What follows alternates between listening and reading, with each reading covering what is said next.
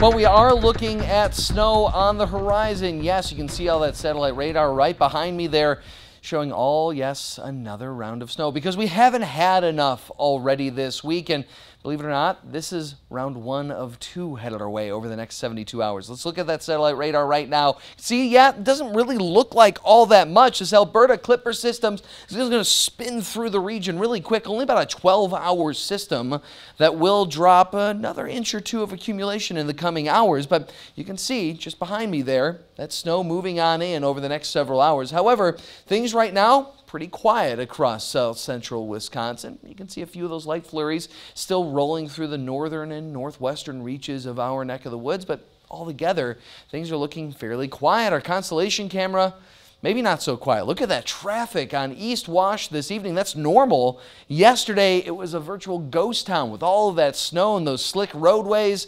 Looking at that Capitol, very clear this evening despite the cloud cover aloft. 27 degrees, your current temperature, feeling like 19, winds from the south right around 8 miles per hour. The next few hours seeing temperatures on that gradual decline, eventually falling off into the mid to low 20s, and you can see those icons going from mostly cloudy to overcast, eventually to chances of snowfall. Snow, a possibility in the coming hours, and again, it's thanks to that Clipper system that is going to be moving in. So here's your future track. We started that off at 6 o'clock. This is 9 p.m., showing chances of snowfall from Janesville to Monroe, Mineral Point, back out towards Platteville, and we will continue to see that push northeastward, becoming a bit more widespread as we head towards midnight, 1, 2 o'clock in the morning. By the time we reach 3 to 6 o'clock, that's when the last of that system moves through. I told you it was a fast-moving one. The unfortunate thing is, as quick as it is, it will deposit quite a bit of snowfall, depending on where you are, of course. Latest data actually normalizing a little bit. We saw some model runs shooting numbers as high as 4.5 inches.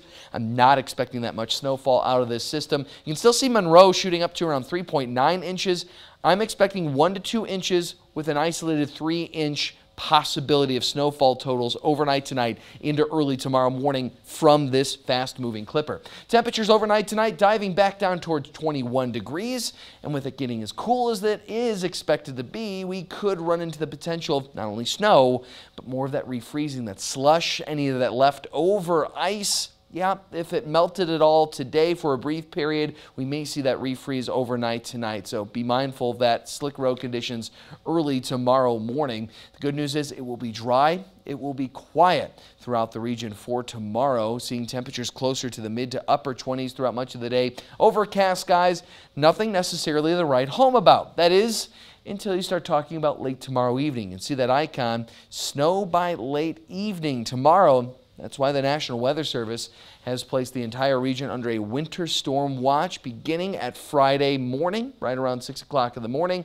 by noon on Saturday coming to an end. That next major winter system likely, and if the latest model data holds, putting what we just dealt with Monday night into early Wednesday morning to shame. Because watch this. You can see the system showing that snow moving on in, heavy snowfall across parts of northern Illinois, southern Wisconsin, and that track almost identical to what we just dealt with. One major difference here, temperatures will be cooler. So we saw all that heavy, wet snowfall essentially melting on contact with the surface.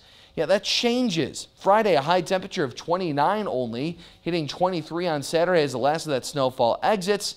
Look at those overnight low temperatures. Sunday night down to -13, feeling more like -35 on Martin Luther King Day.